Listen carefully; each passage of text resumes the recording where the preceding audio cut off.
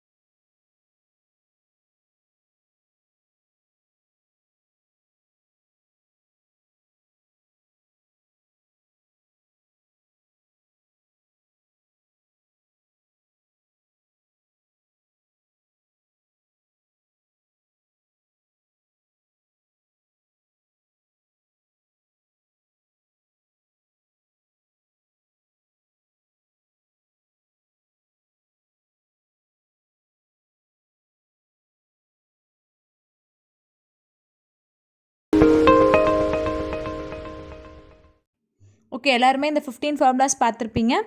இந்த 15மே தான் நமக்கு பேசிக்கான ஃபார்முலா. ஸோ நல்லாவே பார்த்துக்கோங்க.